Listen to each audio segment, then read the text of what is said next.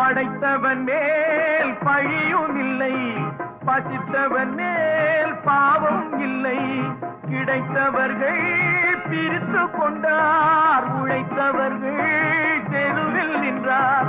பலர் வாட வாட சிலர் வாழ வாழ ஒருபோதும் தெய்வம் பொறுத்ததில்லை.